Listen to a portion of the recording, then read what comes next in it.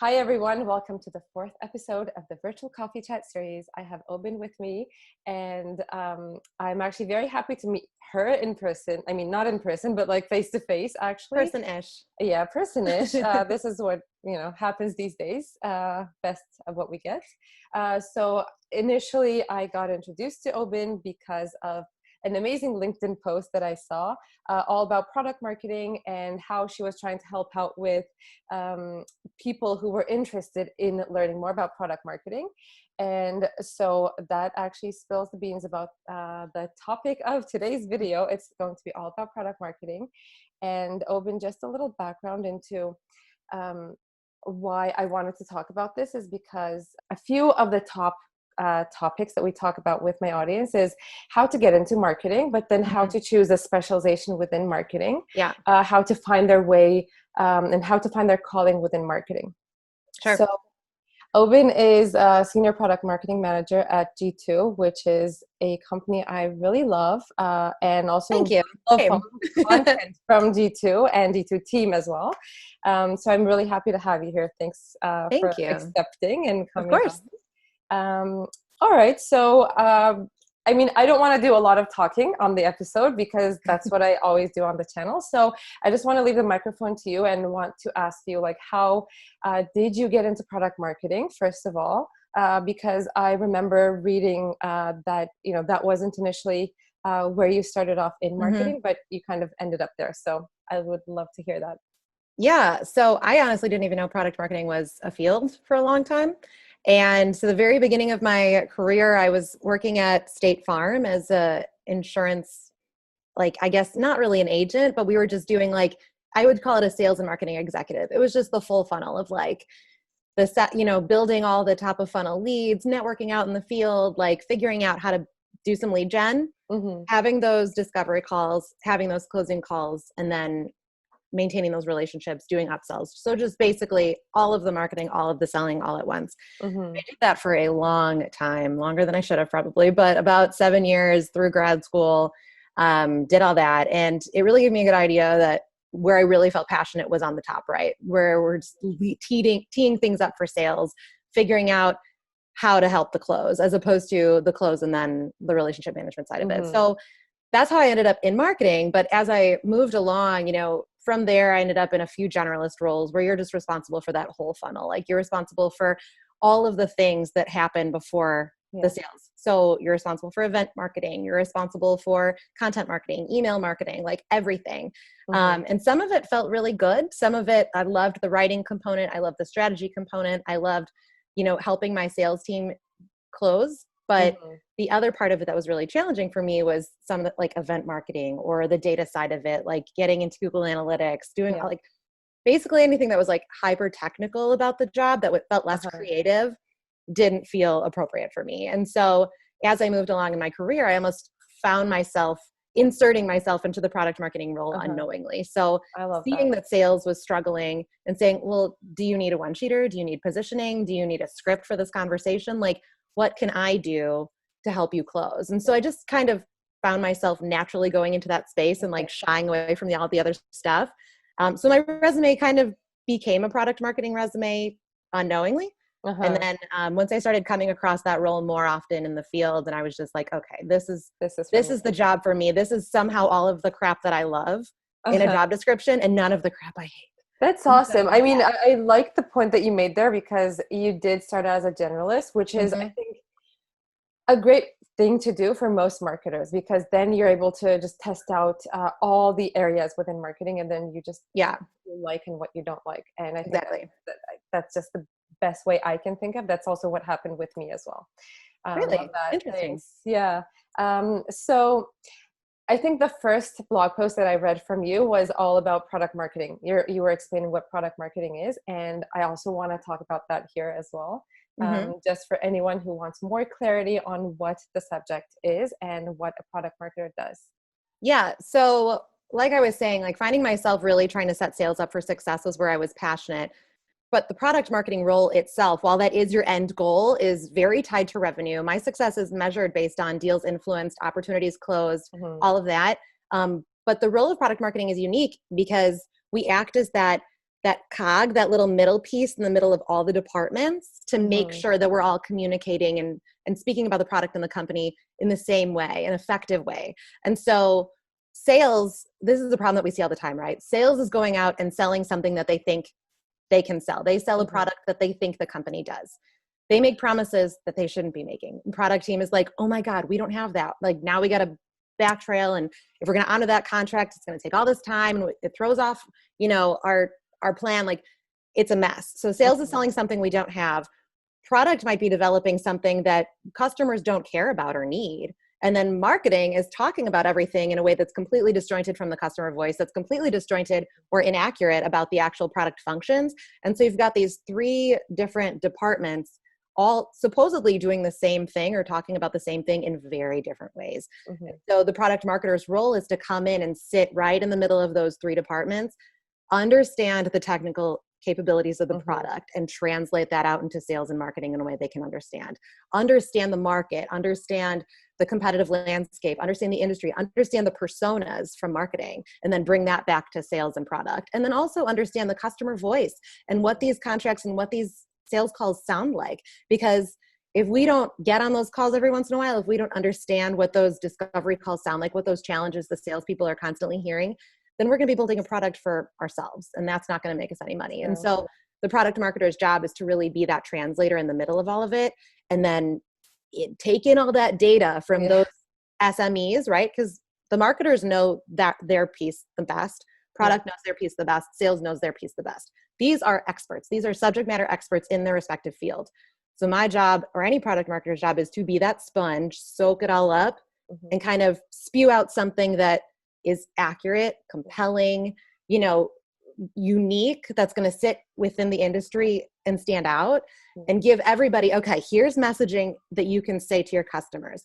Here's feedback that you can use to prioritize your roadmap. And here's some compelling talking points or social posts that you can make that are going to really grab the attention of our personas that we're targeting. And so take it in and spit it out. So then all of a sudden, product is building a product, sales is selling. Sales is selling a product that product is building, and marketing is talking about it in the market in a way that is actually going to capture people's attention. Awesome. That sounds challenging.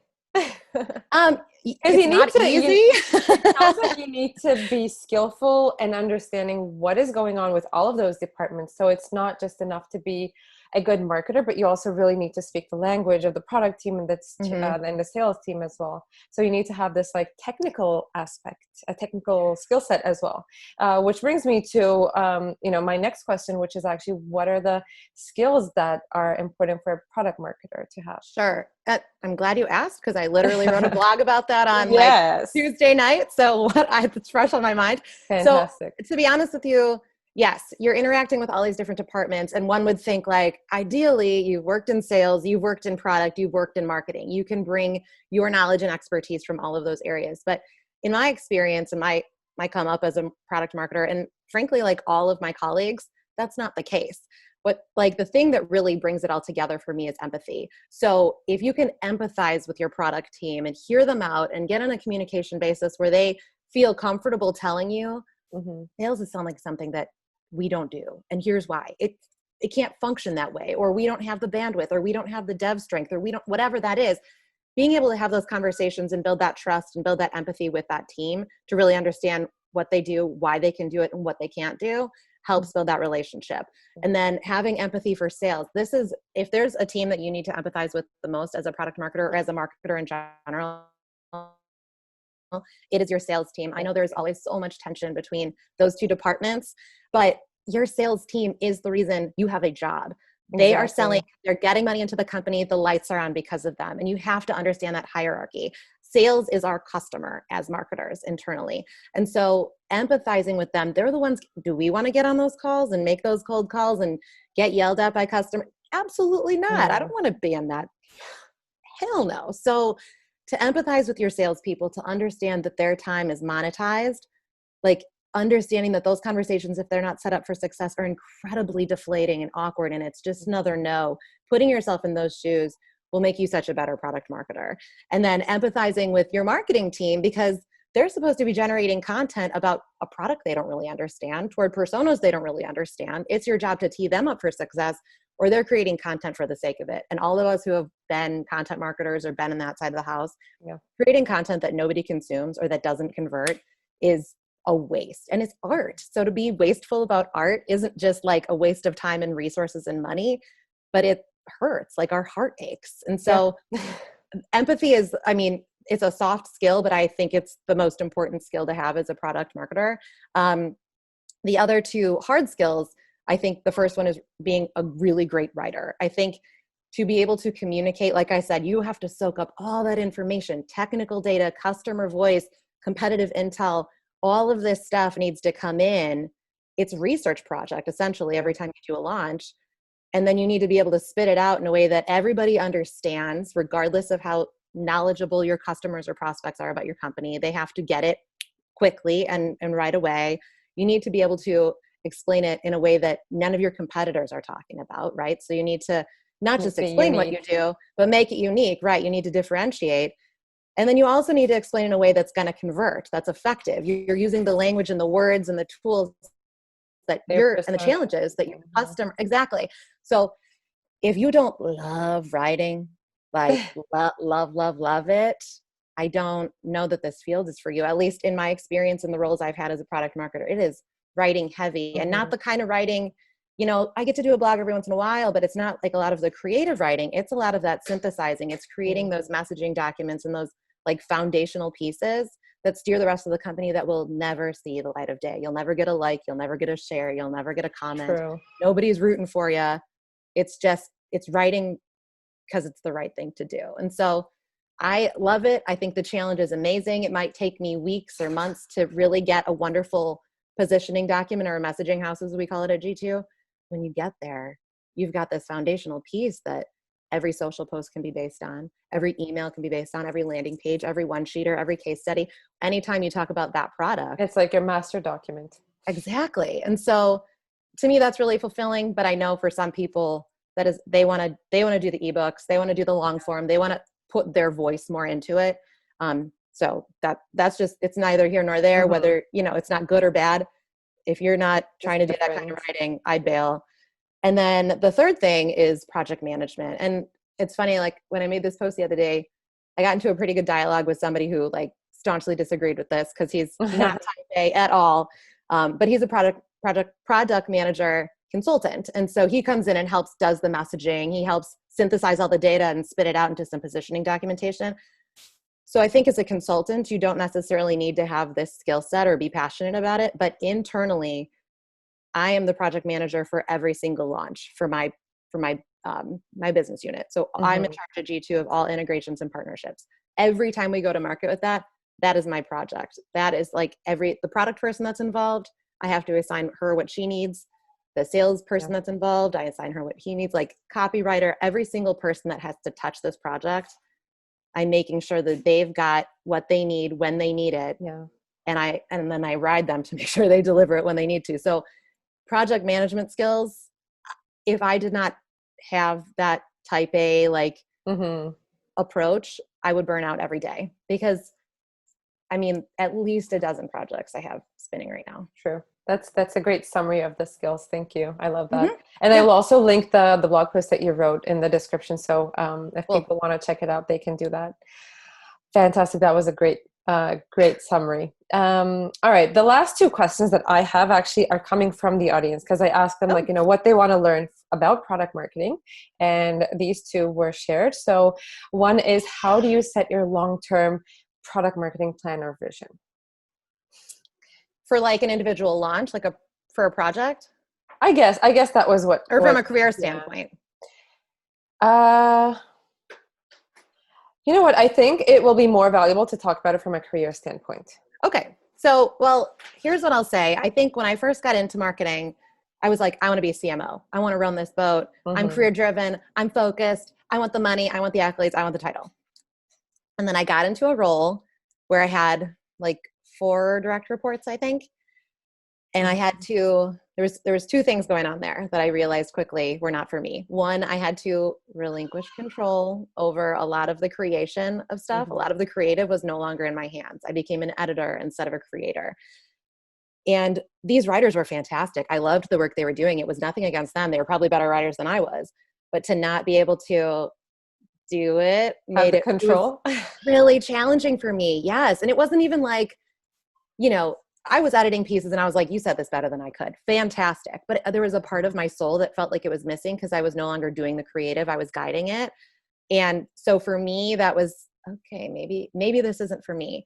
And then the other part of it was just like, I think I just prefer to like get along with everybody at work. And when people that were reporting to me weren't turning stuff in on time or they were slacking, I just wasn't good at having that awkward confrontational conversation. And so in that role, I realized, okay, well, the further I climb up this path, the further I'm going to have more people that I'm going to have awkward conversations with. And I'm never going to create another thing in my life. Like, is this what I want? And I'd always thought like manager, director, VP, CMO, like that's how you get better. That's how you climb as a marketer, as a product marketer, whatever that looks like.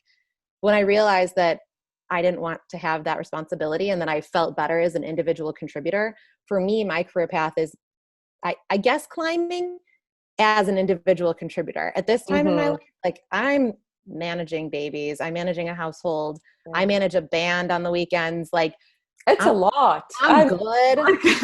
I'm good. So I really want to remove the stigma for people when they're considering planning out their career in marketing or in product marketing from remaining an individual contributor. There may be a salary cap that I will hit that if you want to be CMO, you're not going to hit. But it's like, for me, that's okay. Because at the end of the day, like I'm still writing every day. I'm still strategizing. And hey, I'm still getting called in. I still have conversations with my CMO frequently about ideas I've got. I still feel like I have top level influence. So I still feel like I'm being leveraged at my company to help steer this ship and figure out different strategies and ideas and campaigns. So I'm still getting like that strategic part of me like scratched a little bit without the responsibility of like, okay, there's a dumpster fire and it needs to be put out today. Yeah. Like, I think I know what you mean because I do feel the same in a way. And my career path really changed, evolved, sometimes in very unexpected ways, sometimes like in very unplanned ways. But I really like that you brought that up because it isn't always a very standard like line that you follow in your journey. It's more about like that you start from somewhere and you just constantly discover yourself. You become more self-aware. You know what you like, you know what makes you happy, and it doesn't always look the same as another person. So I think it, and companies are starting to realize that too. I think people getting stuck in middle management and being miserable and being removed from the art, especially as marketers, right? Because we're artists. Like other departments, maybe sales, maybe product, like you're not as much, well, some product roles, but like, you know, if you don't have a creative type role, moving up in the ranks might be great. Like in sales, my God, you have to make less calls. You have, you know what I mean? Like that's a gift. You don't want to be on the cold calls, right? You want to manage the cold callers. So that's a wonderful path for them. But for marketers, you have to really decide like, where do I want to fit and how much am I willing to let go of the creative side of this? And if that's something that really like gets your heart pumping, moving up to a role where you're managing people might not be for you. And it's not to say like, you know, I won't eventually get into that role and continue to write on my own. Like I've been doing a lot more blogging lately and that is scratching that itch in a major way, which feels really good. But yeah, that was my path. But I will say I've read a lot lately because product marketers have this unique experience and background of bringing this empathy to the table, understanding sales, understanding product, understanding marketing, understanding the goal of the company, the brand, the voice of the customer, all of that. They are poised so nicely to slide into that CMO role or even a CEO role because you have this unique vision and this unique, your fingers on the pulse of the company and the industry so much more than many other roles. So I do think if you find yourself as a product marketer, like, yeah, I don't mind letting go of some of the writing and taking on some direct reports and climbing. I think the sky is the limit for this role for those who want to climb it, you know? True, because you've already practiced all of those very important skills that you will need as a CEO or CMO as well. That's a great tip for anyone who, you know, who discovers that that is the right path for them. Yeah. All right, perfect. Thank you so much. And the last question that I have is, And okay, could you tell us about one of the most successful product marketing campaigns or projects you were involved in that, Ooh. was really exciting for you? Or maybe challenging. Sure. So you pick. If it's like, it could be a very successful one, it could be a very challenging one. You pick. Yep. Okay. So I think the one that I'm going to go with is one we just did this past spring. So G2 is unique. And what we do on G2, for those who don't know, is G2.com, they will kill me for saying this, is basically the Yelp of software. And so we're not supposed to say that, but it's the easiest way to explain what we do to people who aren't familiar. And so for any kind of software solution you use, HubSpot, Marketo, Salesforce, whatever that looks like, there's a huge chance that that software solution has a product page on G2.com, just like the restaurants you love to go to have a page on Yelp.com, right? So on this product page, they have their pictures, their demos, there's a call to action to get in touch, there's reviews, obviously, video reviews, ratings, everything you could want to know about a software and to see if it's something you want to buy lives on G2.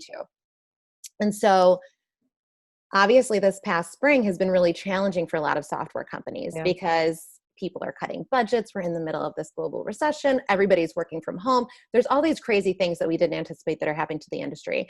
And so something unique that we found was, while the vast majority of software companies are going through layoffs, cutting back on, all of their overhead, really trying to just keep the lights on, there's this small segment that is actually having a freaking moment Huge right growth. now. Yeah.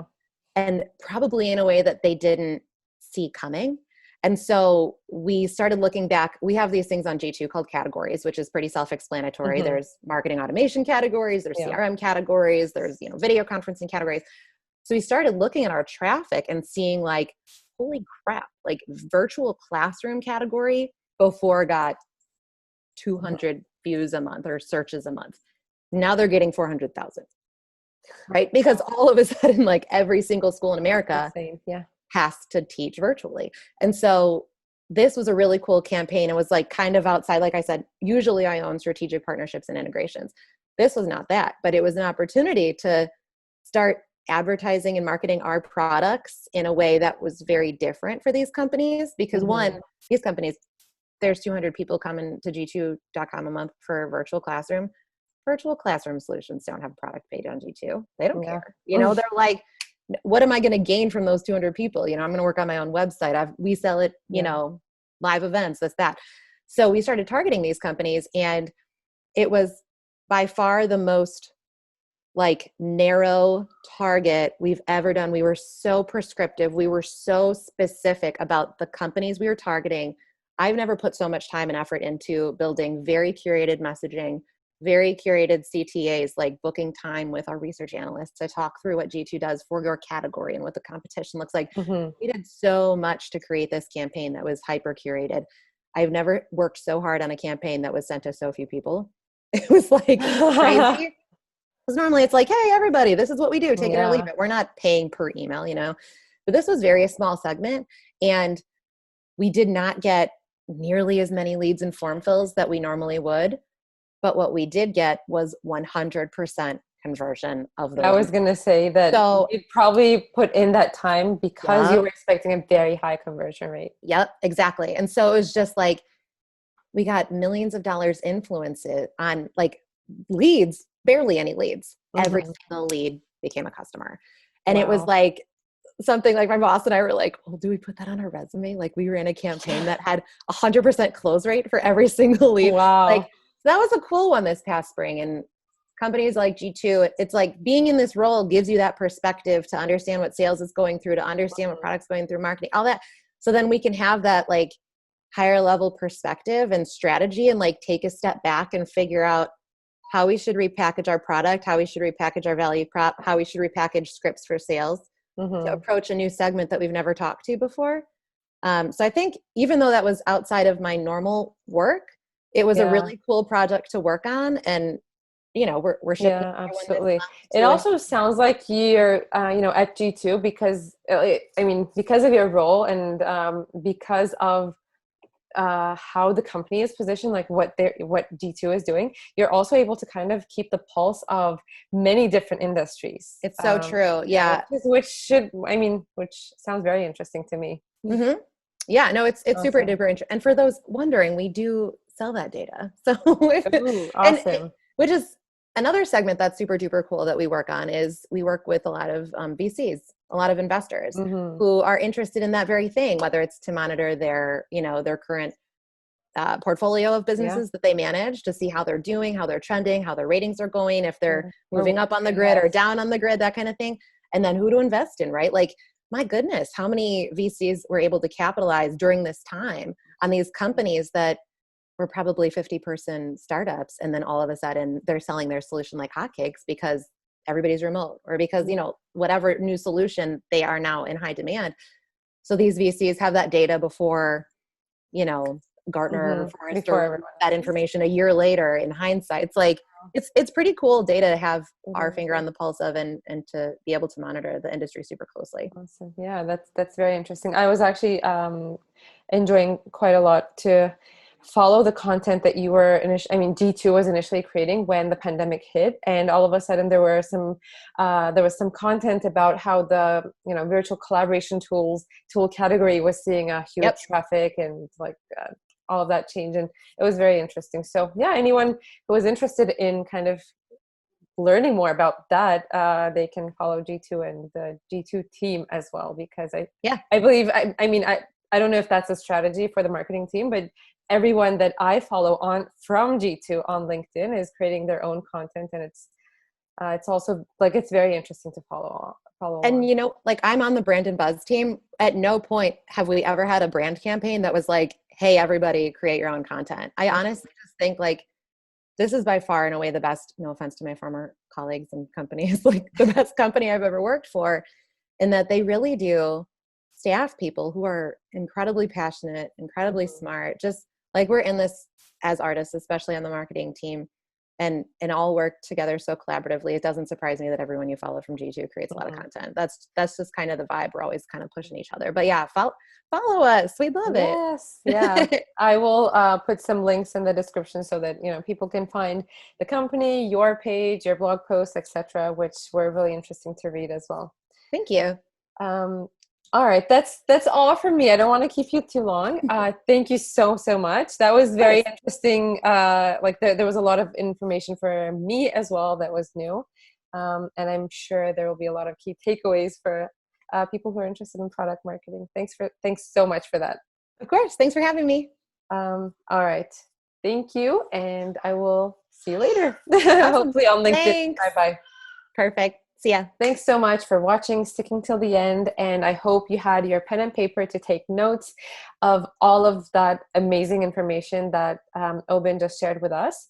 And I hope that brings more clarity for anyone who is interested in learning more about product marketing, one, but also in how you find your calling within marketing. So thanks for watching, guys, and hope you subscribe, like, hit the notification bell, and engage with us. And I will see you in the next video. Take care.